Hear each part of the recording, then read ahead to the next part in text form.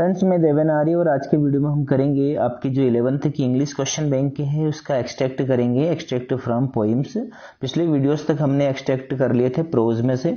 सारे वीडियोस आपको मैंने बहुत ही अच्छे से समझाने का प्रयास किया है। यदि आपको सारे वीडियोस देखना है तो आप प्लेलिस्ट में जाकर देख सकते हैं, है ना। 1 बाय 1 आपको सब मिल जाएगा। तो यहाँ से आज से हम स्टार्ट कर रहे हैं क्वेश्चन नंबर 9 जो कि आपके पोइम के एक्सट्रैक्ट हैं। यहाँ पर कुछ जो पोइम्स हैं आपकी बुक में हॉर्नबिल में, उसमें से कुछ लाइनें आपको दी जाएगी और उससे आपको क्वेश्चन पूछे जाएंगे।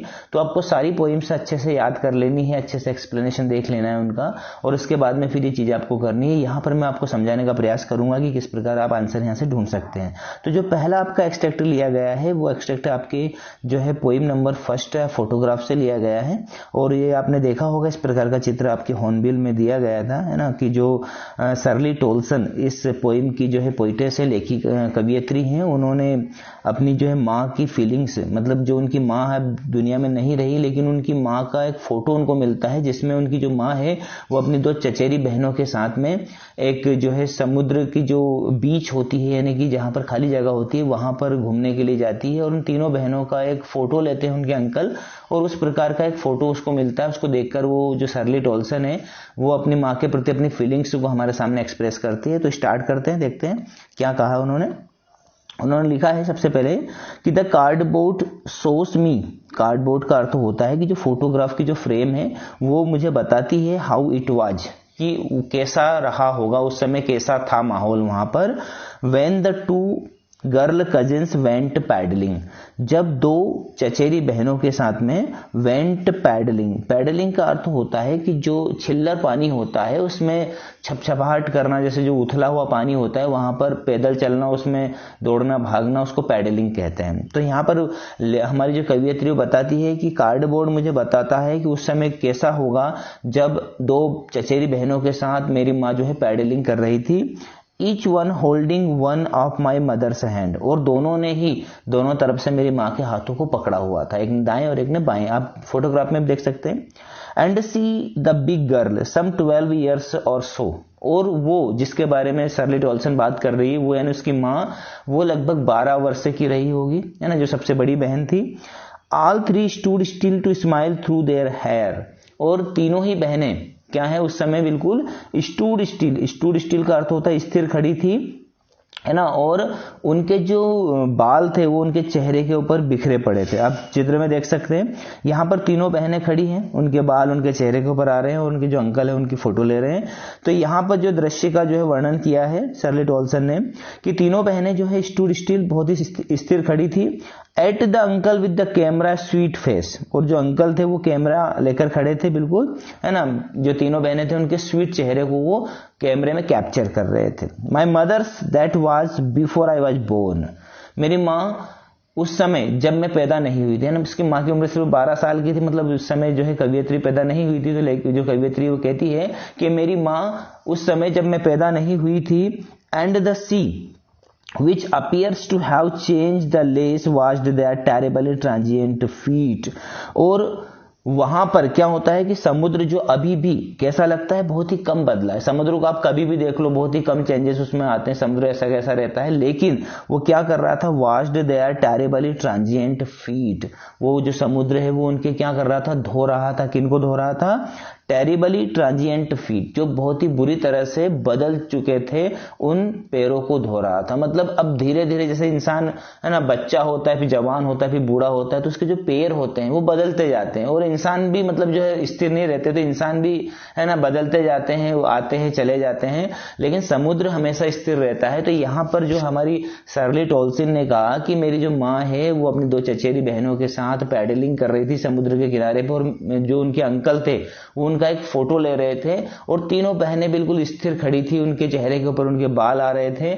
और कितनी जो है स्वीट उनके फेस थे जब मैं पैदा नहीं हुई थी। और समुद्र ऐसा का ऐसा है, और उस समय जो समुद्र है वो उनके पैरों को धो रहा था, और उनके पैर कैसे थे, ट्रांजिएंट फीट थे। ट्रांजिएंट का अर्थ होता है कि इम्परमानेंट, जो परमानेंट नहीं होता है, बदलता रहता है, ठीक है। तो ये हमारा एक्सट्रैक्ट था। अब इस एक्सट्रैक्ट में से कुछ क्वेश्चंस हमारे सामने दिए हैं कि what does the cardboard show, जो कार्डबोर्ड है वो क्या दिखाता है। तो कार्डबोर्ड ने क्या दिखाया था हमको, क्या दिखाया था, अब फोटोग्राफ, एक चित्र। Who was not present at the beach. ध्यान से देखिएगा, बीच के ऊपर यानी समुद्र का जो किनारा था, बीच था, उस पर कौन प्रेजेंट नहीं था? Poetess, her uncle, her aunt, her mother. तो उसकी आंट्स भी थी, मदर भी थी, अंकल भी थे, लेकिन पोइटेस नहीं थी, पोइटेस तो पैदा ही नहीं हुई थी, है ना।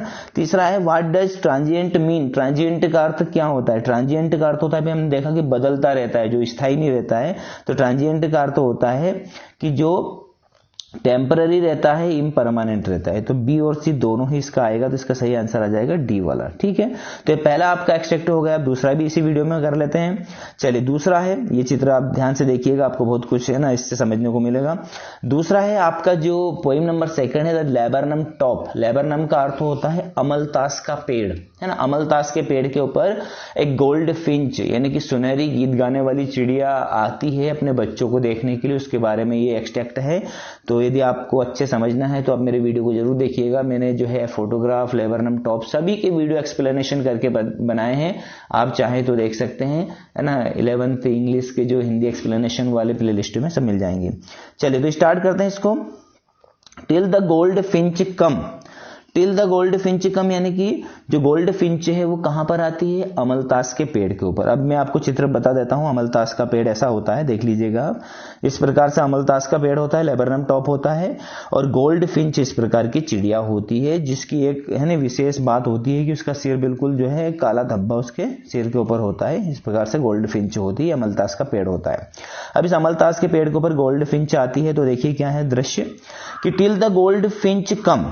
जैसे ही गोल्ड फिंच आती है विथ अ ट्विचिंग चरप। ट्विचिंग का अर्थ होता है कि जो मतलब क्या करती है, वो एक झटके से चरप यानी कि है ना चरप करती है, यानी चहचहाती है। तो गोल्ड फिंच आती है, एक झटके से चहचहाती है उस पेड़ के ऊपर। A suddenness started at a branch end. और उस ब्रांच यानी शाखा के अंत सिरे पर एक अचानक से है ना क्या हो जाता है, अचानक से एक चौकन्ना हो जाए, मतलब एकदम जैसे जो पेड़ की डाली के ऊपर चिड़िया आती है, चहचहाती है, तो पेड़ की डाली के ऊपर एक अचानक से वो झटका देती है, स्टार्टमेंट देती है। Then sleep. अब यहां पर जो स्लीप लिखा है, ये स्लीप जो है, स्लीप मतलब जो है ये गलत है, स्लीप नहीं आएगा, इसका आएगा स्लीक। ठीक है, क्या आएगा इसका? स्लीक आएगा। ये जो आप मीनिंग देख रहे हैं ये स्लीक है ना, SLEEK है। ठीक है, स्लीप नहीं है। देन स्लीक आज लिजर्ड। लिजर्ड का अर्थ होता है छिपकली, है ना। तो छिपकली की तरह वो कैसी है? स्लीक यानी चिकनी है, एंड अलर्ट चौकन्नी है, एंड एब्रप्ट। एब्रप्ट का अर्थ होता है कि बहुत ही ज्यादा आकस्मिक, है ना, अचानक कोई स्थिति पैदा हो जाती है, तो उस प्रकार से वो चिड़िया आती है।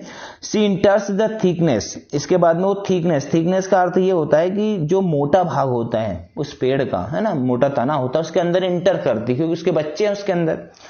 And A machine starts up chattering. और चैटरिंग, चैटरिंग का अर्थ होता है चहचहाट। चहचहाट की एक मशीन स्टार्टअप हो जाती है, मतलब सारे जो बच्चे होते हैं ना उसके छोटे छोटे नन्हे मुन्ने बच्चे, जैसे उनकी माँ आती है उनके पास, तो वो एकदम से चू चू चू चू करने लग जाते हैं, चहचहाट की मशीन शुरू हो जाती है। And A trimmer of wings trilling. और ट्रिमर ऑफ विंग्स, ट्रिमर यानी कि कंपन होता है किनका? उनके पंखों का स्पंदन होता है। ट्रिलिंग यानी कि स्वस्पंदन होता है, मतलब सारे बच्चे बिल्कुल है ना, कैसे कहते हैं ना कि थरथरा उठते हैं, उनके पंख भी बिल्कुल उनकी माँ को देख करके, उनकी माँ उनके लिए कुछ ना कुछ खाने को लाई होगी, तो सारा जो है ना एकदम से वहां पर चहचहाट की मशीन शुरू हो जाती है, स्पंदन शुरू हो जाता है उनके पंखों के बीच में। The whole tree trembles and thrills. और जो पूरा वृक्ष है वो ट्रेम्बल कर जाता है, थ्रिल से कर जाता है। ट्रेम्बल यानी कि क्या होता है? कांपना, और थ्रिल्स यानी कि रोमांच उत्पन्न हो जाता है पूरे पेड़ के ऊपर। It is the engine of a family, है ना। कितनी अच्छी बात है कि वो जो माँ है उनकी, वो उनके परिवार का इंजन है। इंजन है यानी कि जो उनको चलाता है।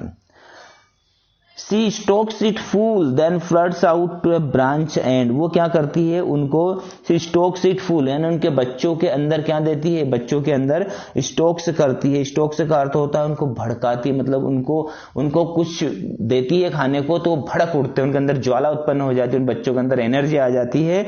Then flood out to a branch end. और इसके बाद में वो वापस फुदकती हुई शाखा के आखिरी कोने पे चली जाती है। शोविंग हर बैड फेस आइडेंटिफाई मास्क। और वो क्या करती है? उसका जो बैड फेस यानी कि उसका जो धारीदार चेहरा है उसके ऊपर एक आइडेंटिफाई मास्क है, यानी कि एक उसका एक चिन्ह है, एक निशान है जो उसको आइडेंटिफाई करता है कि हाँ यही गोल्ड फिंच है, वो हमको दिखाती है और वो वापस उड़ जाती है। यानी यहाँ पर हमको बताया है जो है कवि ने कि जो लेबरनम टॉप है ना, अमलतास का पेड़ है, उस पेड़ के खोखले तने में गोल्ड फिंच के बच्चे हैं, वो आती है और जैसे वो आती है बच्चों के अंदर एक स्पंदन हो जाता है, चहचहाट शुरू हो जाती है, फुर्ती आ जाती है, माँ उनको खाना खिला के वापस उड़ जाती है। पूरे पेड़ का माहौल जो शांत था पेड़, उसको एकदम से थ्रिल कर देती है, रोमांच से भर देती है और वापस उड़ जाती है। चलिए अब इसके कुछ क्वेश्चंस हम देख लेते हैं। क्वेश्चन फर्स्ट है इसका, what is describe as sleek in the poem. देखो स्लीक शब्द आया है, वहां पर स्लीप लिखा था, यहाँ पर स्लीक लिखा उसने ना, तो what is described as sleek in the poem. Poem में स्लीक किसके लिए लिया गया है, तो भैया स्लीक जो लिया गया है वो लिजर्ड के लिए लिया गया है, छिपकली के लिए गया। Who comes to feed the young ones, बच्चों को खिलाने के लिए कौन आता है, तो गोल्ड फिंच आती है। Who gives shelter to the bird and her young ones, जो है शेल्टर जो पक्षी है, जो गोल्ड फिंच है, उसको उसके बच्चों को आश्रय कौन देता है, तो उसके बच्चों को आश्रय कौन देता है, लेबरनम ट्री देता है भैया, है ना। तो ये हो गया आपका एक्सट्रैक्ट सेकंड भी, तो आपने अच्छे समझा, थैंक यू इसके लिए। आई होप आपको पूरा जो है एक्सट्रैक्ट समझ में आया होगा, मैंने अपनी तरफ से समझाने का पूरा प्रयास किया है। वीडियो जो आपको अच्छा लगा है तो इसे लाइक जरूर कीजिएगा, दोस्तों में शेयर कीजिएगा, और इस प्रकार के जो है अच्छे से वीडियो देखने के लिए चैनल को सब्सक्राइब कर लें, और कुछ अच्छे से कमेंट जरूर करें, क्योंकि आपके कमेंट नहीं आते हैं, है ना। कुछ लोग तो करते हैं कि सर आगे का बनाइए आगे, तो आप सभी, है ना, जितना जल्दी मेरे को कमेंट करेंगे उतनी जल्दी आपको वीडियो प्रोवाइड करवाऊंगा। वीडियो देखने के लिए थैंक यू वेरी मच, धन्यवाद।